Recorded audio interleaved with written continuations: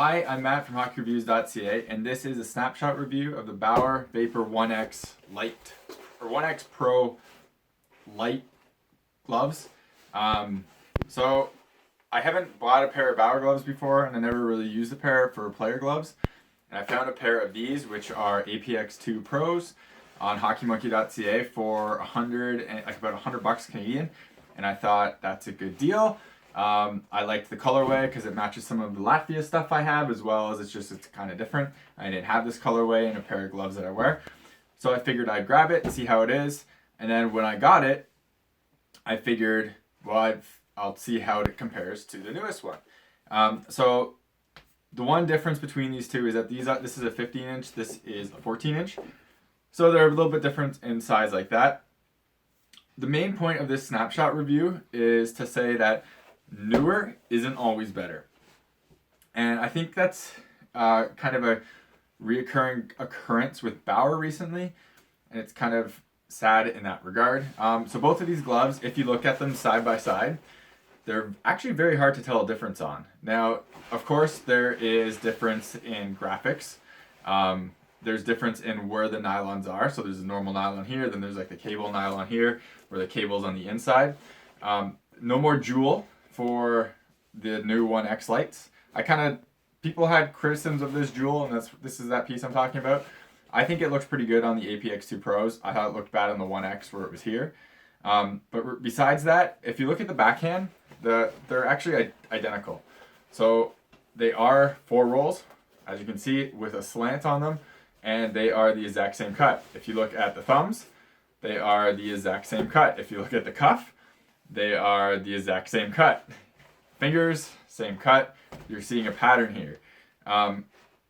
There are a few differences between these two gloves, and one of them is the actual palm itself. So when the APX2 Pro was out, Bauer was doing their Quattro palms, and they had like kind of different colors for the non-pro ones, where if it was an orange glove, it would have like kind of orange in there. They don't do that anymore for their, I believe their Vapors. I believe, right? I might be totally lying. I'm pretty sure that's the case. And they changed the actual material of the palm itself. So Quattro, if you've ever seen my goalie reviews, Quattro is one of my favorite materials for the Bauer Vapor 1X blocker I have. I love it. It's really comfortable. It's super soft. It's like a very soft and kind of almost plush feeling, a Nash material. This one just says Vapor on the actual palm itself, and it's much less, it's still a comfortable palm, but it's much less soft and kind of supple compared to the Quattro. I think it's a step down from the Quattro. It might be more durable, I'm not sure. I'm not using these because I'm just borrowing them from a local store just so I can do this review on. So the other big difference on this glove is kind of right here in the fingertips. So a lot of new pro gloves are going to kind of a Nash on the finger, the very ends of the fingertips, where on the APX2 it is a stretch, like a spandex. The reason being, the Nash helps keep your finger in place. So when you, that way your finger can't really go past the Nash and stretch out, because that would open up your finger to be getting hit from pucks, or hit and like slash and stuff like that, and you kind of lose some protection there. But it still has the stretch on the rest of the gusset, so you still get some breathability and some stretchiness in the fingers that way, so you still get comfort. It's it's basically the best of kind of both worlds. A lot of pro stock gloves have these now, and it is very nice. Great feature. I'm happy that it's coming to retail in that sense. Both have Bauer's very good free flex cuff, or free flex thumb. You can see it flexes in 3 spots, 1, 2, 3. It's kind of a patent design, I believe. STX gloves are kind of close to this, but they don't flex quite as much as the Bauer does. So that is kind of one other piece right here is how this has a piece of elastic right here holding that piece, so this doesn't flop open and stay open. Kind of minor, but it is what it is. Now you might be saying, well, those aren't huge differences, and why is this titled newer isn't always better? Well, we're about to get to that. So one of the amazing selling points of these APX2 Pros and the 1X Pro, so the next version of these, is this Poron backhand padding. So this has this is basically a backhand padding, like a sheet of Poron. And you can hopefully see it when I'm squishing it. It is kind of a smart foam. It squishes in and then kind of squishes and pops out. This is super padded, super protective. I believe this material is also used in the fingers, kind of like CCM is doing with their D3O. Super protective. This being inside the glove for the backhand protection basically makes this glove have built-in shot blockers. It's extremely comfortable. I don't find it too hot, and it's an amazing feature. And I really believe like Bauer should do this on all their gloves. The 1S's have a similar kind of design. It's not quite as thick as this Poron, but it is an interesting design and it is used pretty well. The new 1X Lite is just normal foam, and it is much less protective, and it's more to take up space and make it more tighter on the backhand than it is to protect anything. So that to me is very disappointing. They both have 37.5 on the liners. The one thing is the 1X Lite now has the sanitation guard. It's called antibacterial stuff on it. I'm pretty sure this one has it as well. It's not advertised, but this one is kind of a new, like Bauer's now advertising. I think they have another company doing it now or something. But regardless, like these gloves are extremely similar. Now I understand kind of what this line was. Bauer went from the 1X line and then they came out with the 1X Lite line. So they kind of tried to make everything like lightweight. This was kind of on the heels of the Bauer Advantage sticks and kind of that mindset. So I kind of get why they would, I get why they're taking this out to make it lightweight. I weighed these two gloves next to each other. This one's 343 grams. This one's 324 grams. This is a 15-inch glove. This is a 14-inch glove.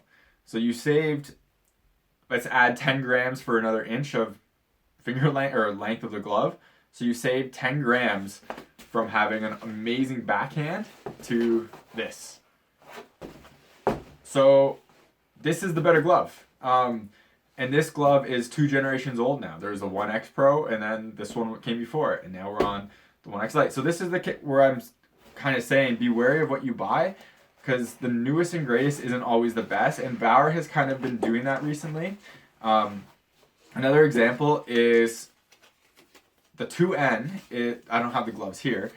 The 2N gloves are no longer the top of the line range. So the way Bauer kind of has done things, they've had 2 top of the line gloves and then had like a step down. So APX2 Pro are the more pro style, like almost pro stock gloves with a normal Nash palm, a kind of smaller cuff.